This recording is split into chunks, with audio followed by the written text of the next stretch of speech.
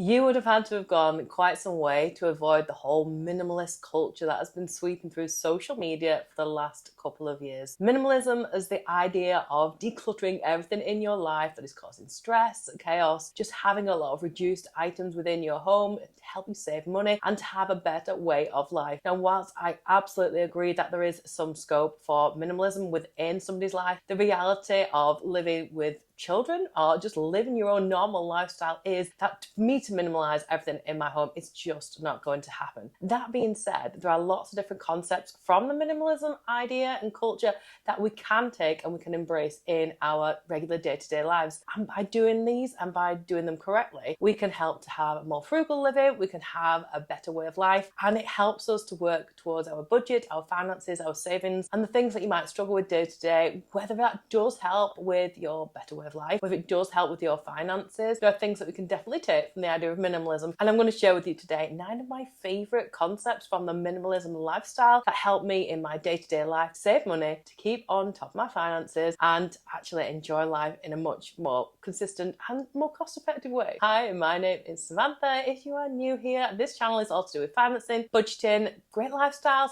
how to have a great life without having to spend too much cash, still having fun doing it. And I would absolutely love it if you would join us in this community. We're all pretty fab over here. We have a great time, we have a great life, and you would be absolutely welcome. I love it every time somebody does hit that subscribe button, and it means I can share more videos just like this one. So let's get stuck into it. So number 1 is buy nice or buy twice, which basically is the concept of where you spend a little bit more money on a better quality or higher quality value item than having to keep buying the same thing over and over again because you've paid for it at a lower cost. I try and hit this in 2 different ways. So first of all, I very rarely buy clothes or shoes, but when I do, I make sure they are a really good quality, ones that have got a really good reputation, ones that I know is going to last my lifestyle, but also ones that I know is going to last the lifestyle of my children. But if I need to buy new school shoes, and yeah, of course they're going to grow out of them, I still want to pay for a good quality pair that are going to last them through several different seasons, rather than having to keep buying them every few weeks because they've broken, fallen apart, started to peel, or something like that. The second thing I like to try and do around this concept is not only just buying the nice things as well, but also looking at how I can get those at added value. So for example, if I'm going to a high-end high street store like Marks and Spencer's, someone like that, then yeah, I'm going to get the quality item, but what I will try and do is wait for the sales time. So not only am I getting a much better quality item, I'm also getting it at a discounted price. You can also look at things like the retail outlet or the shopping outlets, which have got discounted stores within them. Again, it's the same item, but you're getting it for a much cheaper cost. This could also be worked inside things like charity shops or on Vinted, eBay, places like that, where you can actively source out some of these items and then get yourself a bargain in the meantime. Some of these premium brands have also got their own second or second-hand stores online where you can go and buy something that has been brought back to them and you know that they've quality checked it, so you still get an even better deal for yourself. The other great thing about buying a high quality item is that you're more likely to spend more time investing and researching and taking your time rather than making an impulse purchase, and you're able to compare it with other similar brands and making sure that you're getting the very best deal. It reduces that quick impulse tapping the card and impulse decision making. Plus, because you have spent a little bit more money, you are more likely to take greater care of it rather than thinking, I'll just wash up in this or I'll just go and bleach my skirting boards in this. You're going to make sure that you really look after that item, which in turn will mean that it'll last a little bit longer as well. Point number 2 is the famous quote, if it's not a hell yes, then it's a hell no. If you cannot absolutely put your hand on your heart and look at something and say, absolutely hell yes, I really need this in my life, then it is an absolute no. It has got to be that whole adrenaline rush of I absolutely need something, and that can be the same for brand new items, whatever it is you're buying, but also things that are already currently existing in your life, which is kind of where the decluttering element comes into it, where if you look around your home and look around your wardrobe and think, I might wear this at some point, if it's not a hell yes, get rid of it. If it doesn't make you feel good, it has no place being in your life or in your wardrobe or in your home. The third key to this is to declutter before you organize. There's so many fabulous ASMR type videos online where you see everybody organizing their life, their kitchens, their homes to within an absolute inch of their life. I love watching these videos and they absolutely get me motivated and make me want to go out and do something and organize some small part of my own world, even though the rest of my house might be absolutely catastrophic. Just as long as I've got that one tiny little drawer that looks like all my spices are in the right order, makes me feel great. However, before you should do that, you should actually think about decluttering, getting rid of those things that are not hell yeses before you try and organize all the things that are absolute hell yeses. Get rid of the things that don't make you happy, get rid of the things that are just causing chaos already, and that'll make the organisation process just that little bit sweeter and a little bit easier to do as well. It's all very well having one cupboard shelf perfectly aligned, but when the rest of the house is upside down, what is the point and who is even going to notice? My fourth point is kind of bouncing off that second point, whereas if you don't use it, then you lose it. If it isn't that hell yeah,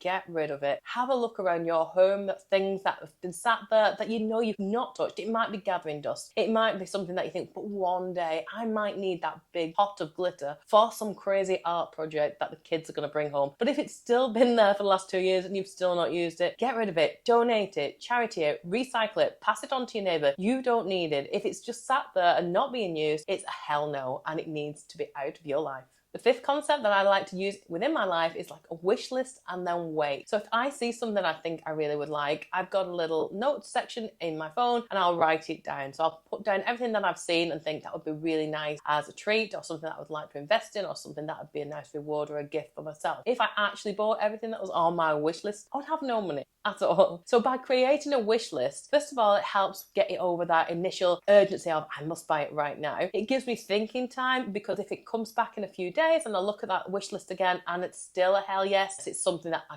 completely know I really want to spend my money on, my hard-earned money on, and it's something that I'm really, really keen on. The second key thing to this is by creating a wish list, and if I come back to it a few months later and I've survived without it and it's not made any negative impact on my life, it might make me reevaluate whether it's worth spending that money on. The other great thing about this is when I have a birthday or whether it's Christmas and I have family and friends asking me what I would like as a gift, it's really easy to then share with them my wish list, and it's usually got all kinds of things on there, from something as simple as like a USB or something that is a little bit more extravagant, and it gives people that option to choose off my wish list something that would fit in with their budget or whatever they were thinking about getting for me. The sixth thing on this list is to have a place for everything. Now, I used to take this to the extreme, and I'm blaming that on my autism and ADHD, where I literally had labels on things. And actually, if you look around my house, I do still have labels on some drawers where I like things to go. So space for jumpers, a space for t-shirts, a space for shorts, whatever they are. And this has several benefits. First of all, by having a place for everything, it means that when you are tidying up and putting things away, it's really easy to remind yourself where things go. It means that when you're looking for things, you know exactly where to look for them. It means that the children know exactly where things need to go and where I expect to be able to find them so that they can go back to their home. But also it means that if you have got things in the place, then you are not going to be able to come across and say, look, I can't find something, I need to go out and buy and replace it. Something like batteries, for example, are a nightmare in our house. I will buy packs of batteries when they're on an offer, but if they haven't been put in the correct place, new ones and then the used ones for recycling, I find myself then having to rebuy the batteries because they haven't been put in the correct place, or the old batteries have been mixed up with the new batteries before they've been recycled. Thank you, children. But by doing that, then it means that I'm having to re-spend money. Things like mobile phone chargers. My daughter is constantly losing hers, so we'll go and borrow mine. But actually, if she'd left it in the correct place in the first place, then it wouldn't be lost. And then I wouldn't feel the need to actually go out and buy another one of those wires because they're not cheap. And all these little things actually add up. But not only that, it adds a sense of calm, a sense of organisation. It's a little bit less stressful if you know where things should be. Number 7 is to not buy yourself a problem. So what I mean by this is, yes, you might see something that's on a really great offer or on a really great deal, and you'll think that'll look really nice in my home, or that'll look really nice on me, or for such and such a night out. But it might come with something like, for example, you bought a new armchair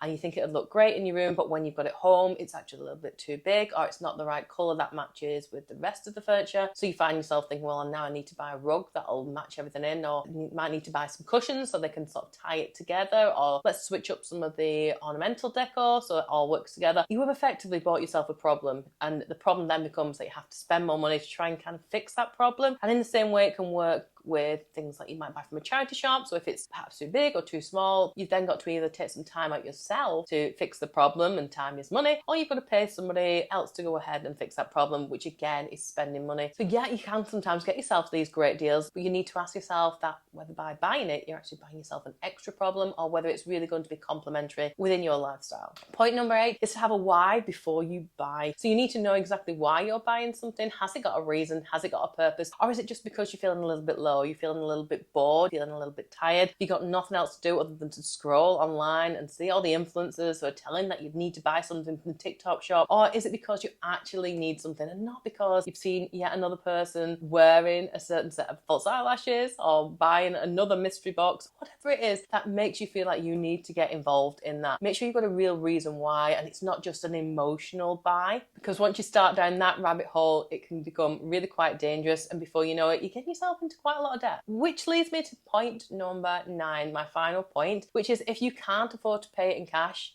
then you can't afford it. And by this, I mean that if you're prepared to get yourself into debt for an item, you don't really need it. You might find that there are instances where you think, I really need a new washing machine, it's just broken, I've got to buy one. But what you can do and start by doing right now is start to set up yourself something like a sinking fund where you are saving the cash to one side to get that paid for should that issue arise. Get yourself a mini emergency fund going so you can pay for those things in advance. The only time where I would say this differs is where you can get something on an interest free. So currently, for example, I have got cash saved in an emergency fund. I've got sinking funds for these items. However, I have just recently bought myself a washing machine, but it's on interest free. At the moment, the cash that I've got in the bank is making me interest. So for me to then go out, take that money and spend on something that would be interest free would be quite foolish financially. It wouldn't make financial sense. So yeah, I can afford to buy it if for whatever reason there's going to be an interest rate on it. But for that kind of concept where you're going to find yourself at a loss, it's not worth doing. Thank you so much for sticking around to the end of this video. If you like it, I'd absolutely love it if you give it a thumbs up. Have yourself an amazing day, and I'll see you really soon. Bye.